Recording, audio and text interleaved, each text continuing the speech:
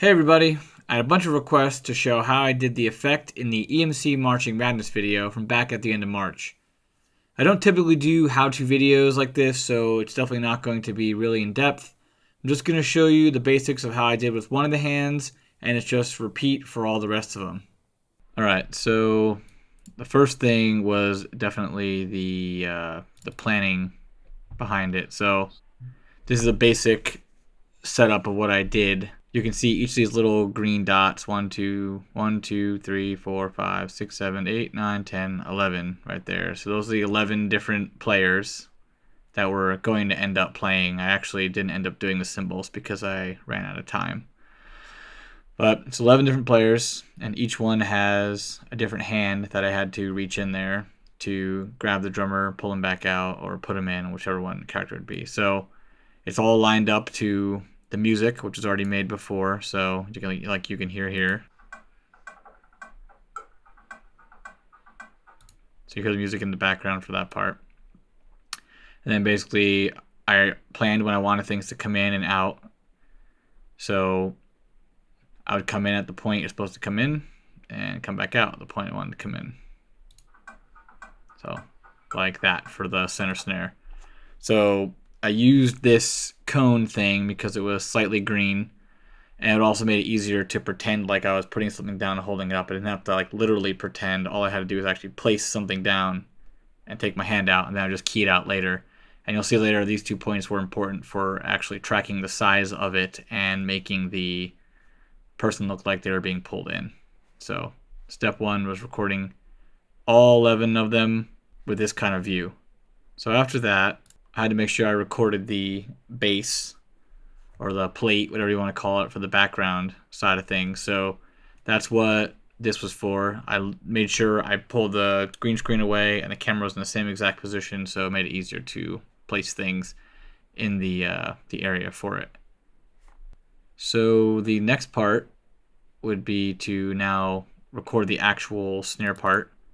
Center snare, number 1. So to set up the green screen and record each snare part, make sure everything's lined up timing wise, and then play through the parts.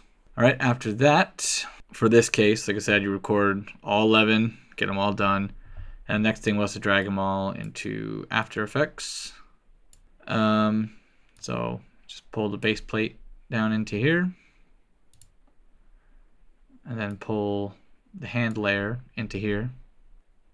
So the first thing I had to do was actually line up the music. So I typically do it. I just bring up the waveforms and line them up like so.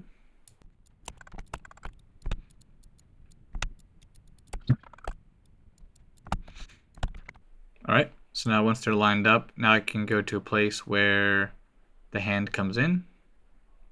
So right about here.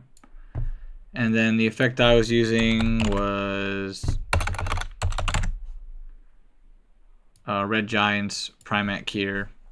So it works pretty well for me.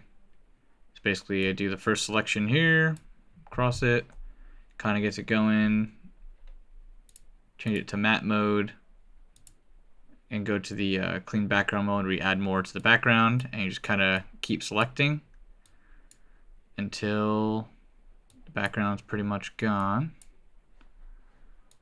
as well as this, because you don't want that as well. And then change this one to select the foreground, which is the arm. So select all the parts of the arm to make that look good.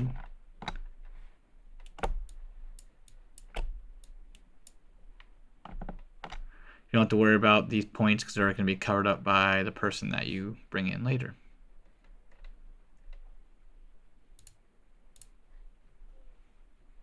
And as well with this one, you need to make sure you turn on the spill killer to get rid of the green. So like I said, I really like this keyer, works pretty well. The After Effects keyer probably works just as well, but this is the one that I used. All right, so that's how you get the hand coming in on the screen without actually holding the thing. All right, so the next thing to do is bring in your snare drummer. And like before, also have to line up the sound. So we'll do that again. So that's going to be lined up. So now same thing for this layer.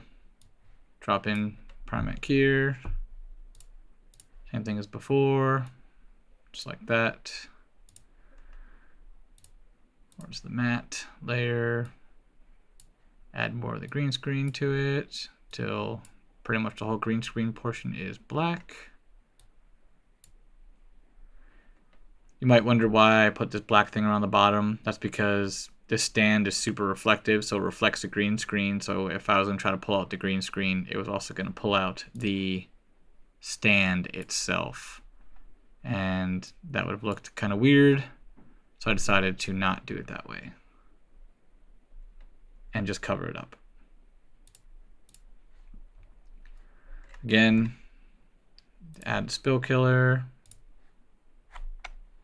And then for this layer, you have to mask out the rest of it to make it look correct. So make sure you're selected on your layer and just mask around it. Now we have our drummer. All right, so the next thing we're going to do is get the tracking information for the snare drummer so it looks like it's being pulled into the scene. So for that one, we click on our hand here and find out where it comes in, which should be right around here somewhere. And we're going to go to track motion.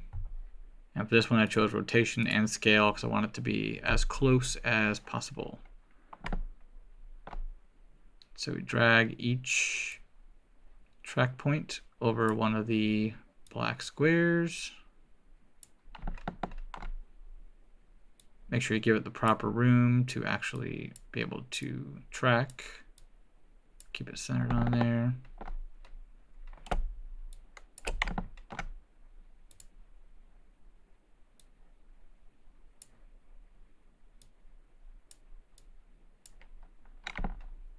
All right, so first thing I did was track it forward.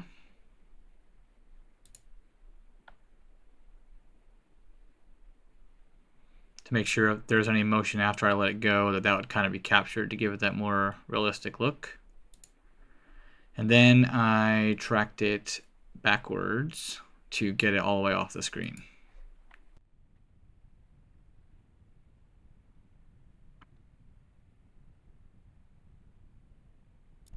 As I started getting bigger, I needed to make sure that I kept increasing the size of the tracking boxes, or it started to get confused and lost about where the center was. And there was times where I had to keep manually setting it on there, but it was still easier than trying to make this effect work without the tracking portions.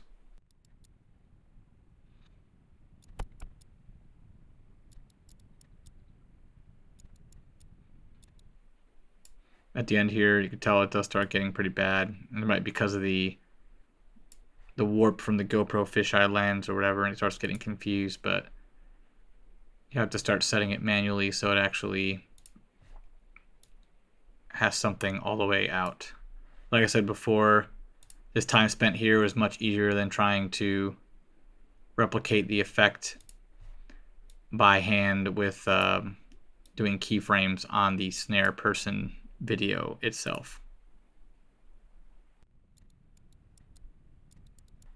All right, now that it's pretty much at the end, let it go one more, but it's not going to do much for the tracking. Now that's pretty much at the end, so we have that. So what I did now was create a null.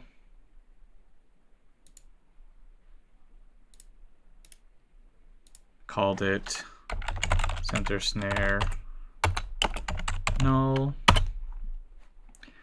I took this data, and that's the target I sent it to, center snare null. So apply X and Y, apply to that null. All right, so all that information is stored now in the null. So the next thing was to line up the actual snare drummer with the hand and then attach the null points to it. To do this, I found where the hand released the person, and that's where I started setup. So clicked on my snare null, or my snare layer.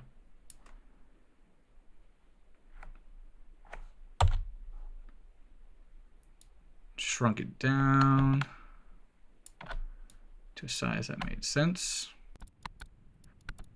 So we'll say that one's good. And this is the point where I would connect the layer to the null that I just made. So now you can see as it moves, the snare player kind of goes with it down like that and let it go. So that was that part of the effect there.